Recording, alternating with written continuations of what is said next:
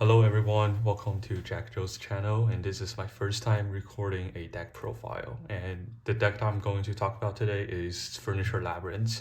So I started to play Labrynth when it was firstly being published out in OCG, which is like a years ago. And I start to play Labrynth since it got firstly published. And let's talk about the build that I have for today. And I'll also talk about some tech guides in later. So first is the Labrynth part. For the furniture, I played 3 chandelier, 3 stuvie, and 3 clock.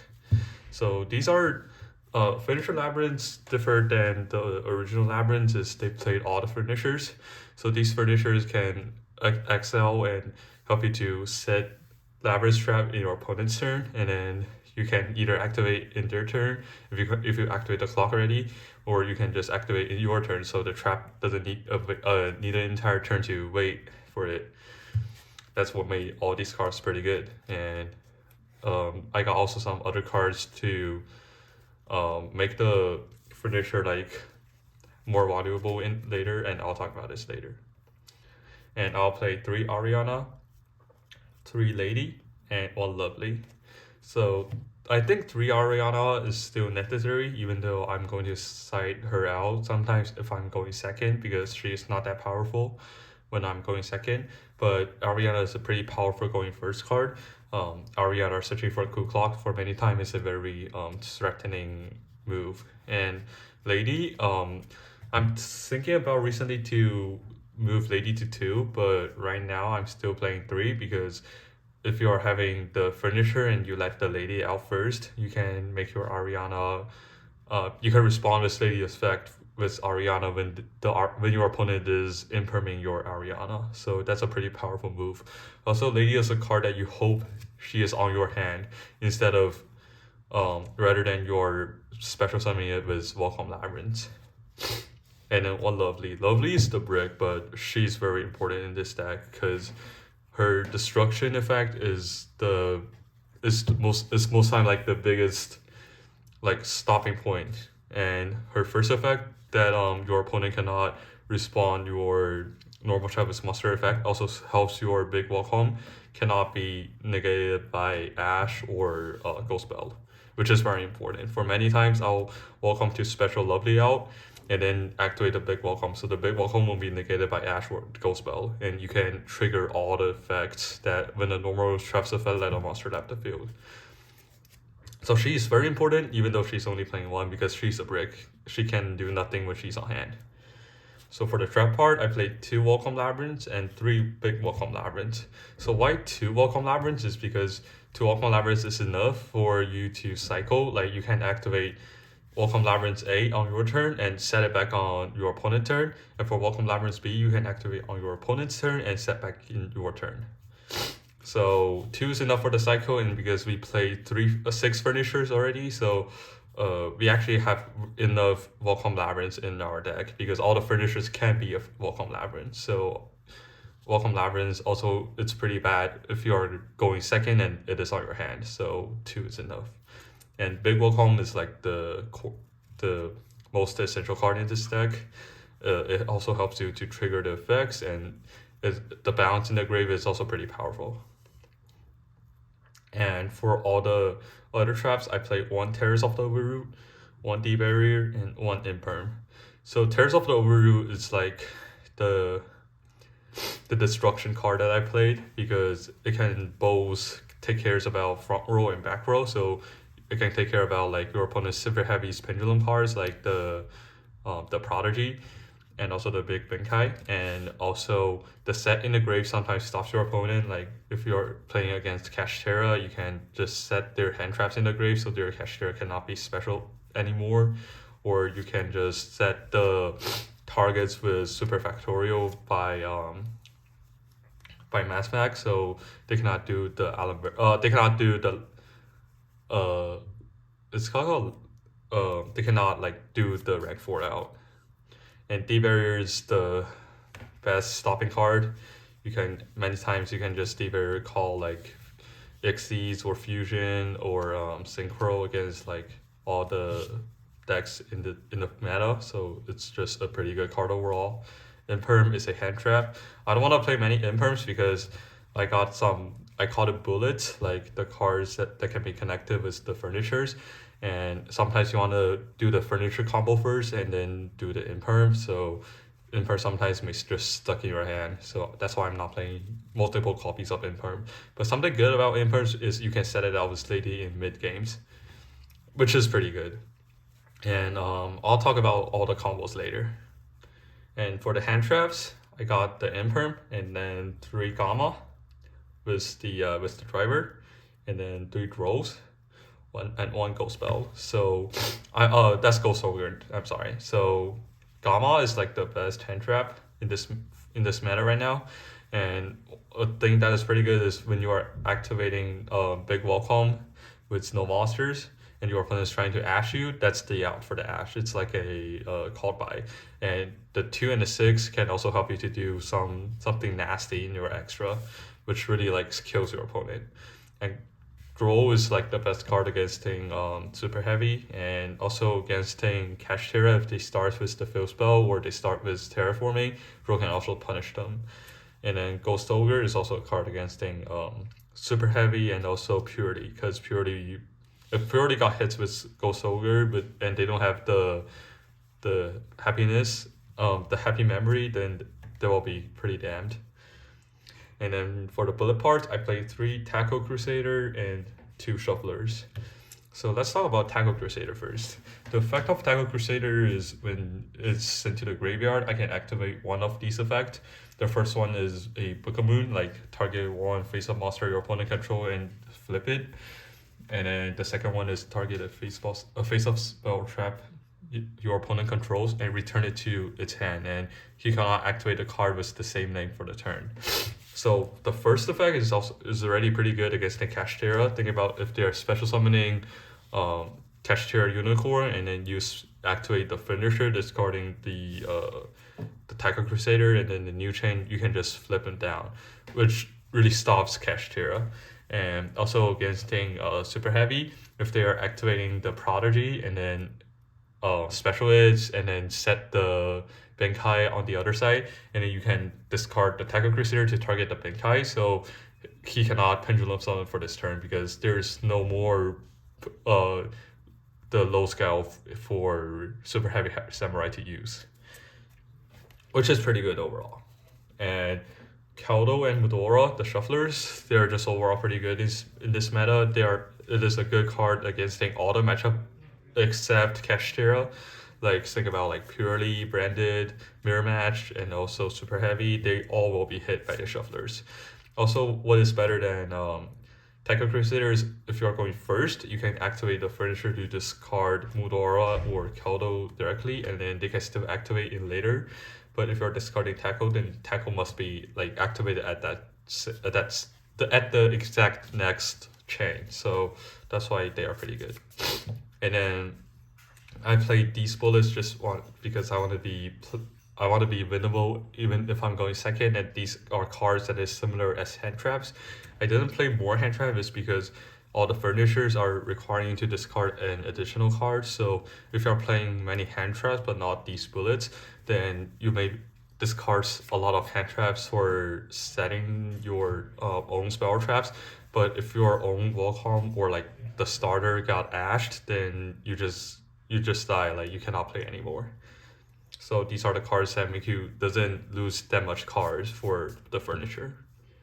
And in the end, I played 3 Extravagance because we already have enough starters in this deck, and also we played a lot of the furnitures and they request a lot of hands. So I believe quantity is better than quality. And also in addition, I'm not playing any floodgates in this deck, so I don't need the prosperity to like search for the floodgates even if I'm going if I'm going first. That's why it's Extravagance over prosperity. So that's for the main deck, 40 cards in total. And then it will be the extra parts. Extra parts, I played 2 Nightmare, 1 copies of each, the Cerberus and the Phoenix. These are just like pretty good link cards overall, and these are fiends, so it won't be stuck by Welcome Labrynth. And then one Underworld Goddess, it's against like E purely, it's against impurity majorly, and if they're playing any like big old monsters, then you can just try to Underworld Goddess them. And then I play two Dingirsu. Dingirsu is a pretty powerful overall rank A monster, and it's a good card against cards like Avermax or that stuff. Even though it's hardly to see them, but I still play it because, like, who knows if sometimes we need it. Also, our extra overall is like pretty open, so we can play a lot of like these kind of cards. And then I play three Muckraker and also three Chaos Angel. These six cards are the most important extra in the Furniture Labyrinth. Chaos Angel can be special summoned by the Stuve, and also the Stuve is Lady or Lovely because it's 2+8. And then Muckraker is a card that you can use your extra finishers to turn out, and you can special summon you can just reborn the Lovely in your grave because Lovely is very important. And you can also special the Chaos Angel, so you can, because Chaos Angel activates when it's being special summoned and it's not having card name once per turn, so you can synchro Chaos Angel out to banish one of your opponent's card and then link it to Muckraker and then Monster Reborn the Chaos Angel again, so the Chaos Angel can have another banish, which is pretty powerful. And then in the end, two Baroon and two XL. These are the cards that that have the synergy with Gamma. You just, after you Gamma your opponent, you can use XL to special the Gamma again and then go for the Baroon. Which is like a pretty powerful combo overall. I play two copies because I'm playing Extravagance. I play multiple copies of all these cards, or because I'm playing Extravagance. I don't want these kind of like extras all being banished by one extra, and I cannot like summon them out in the later of the match. And then the side deck, I play one copy of the Fill Spell. I'm not playing Fill Spell in my main deck. It's because Fill Spell is pretty bad when I'm going second and when it is on my hand. For my build, I really hope I can win like game one if I'm even I lost the Dyro. So so Spell is a pretty bad card when I'm going second. I put it in the side deck. It is only being useful if I'm playing like a pretty long match. Like you need a lot of resource and values, like mirror match or other like beatdown decks. I will cite the Full Spell in. And then 3/5 Rainbow Magician. This is the card against the Super Heavy Samurai because Super Heavy is pretty hard to go through 5 Rainbow. It just basically stops your opponent. And it is also like a bullet. You can use the furniture to discard the 5 Rainbow Magician as cost to set a big welcome, and then the new chain, the 5 Rainbow Magician can activate the effect to set on the pendulum. So this is also overking even if you are going second. So that's why it's pretty powerful. And then 2 Kurikara Div Incarnate is just pretty good against the Cashier overall, and also purely because they want to draw the card with the Sleepy Memory.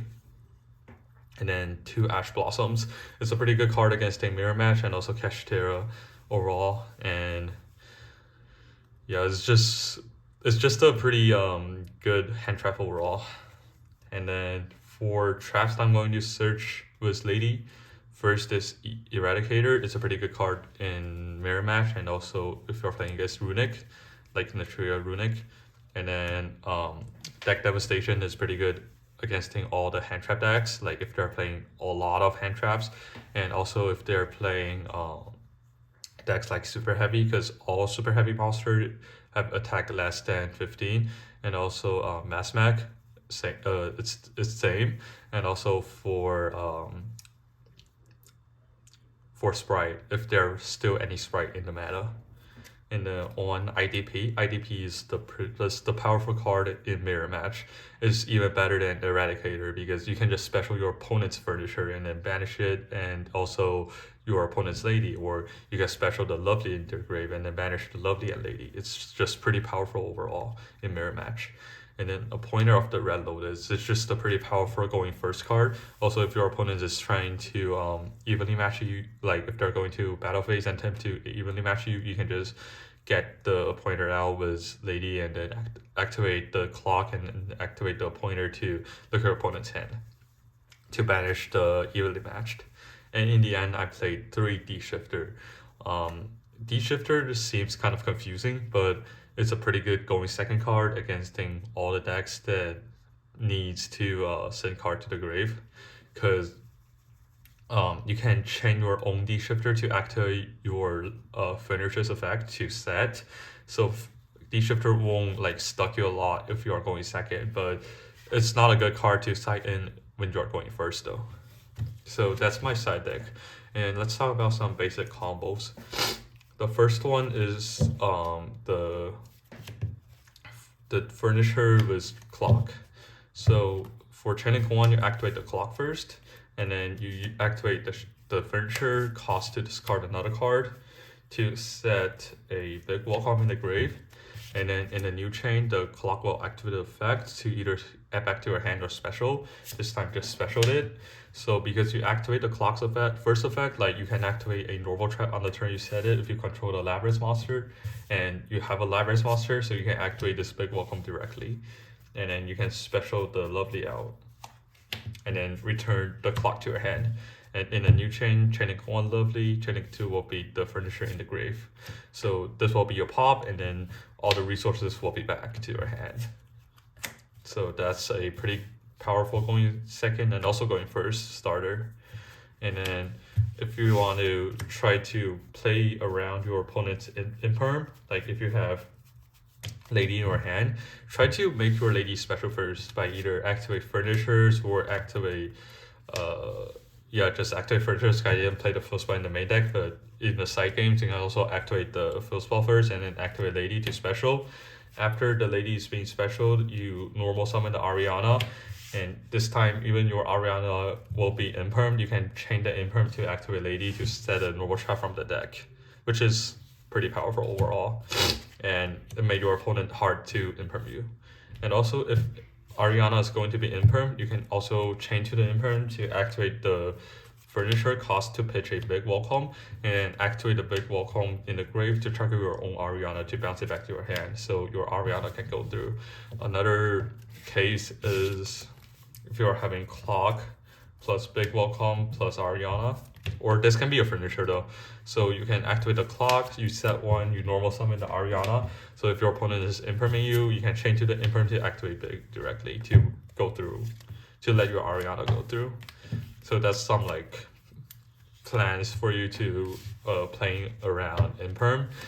And also for these bullets, you can just activate the clock cost to pitch it, and then the new chain, they will activate the effect to set it.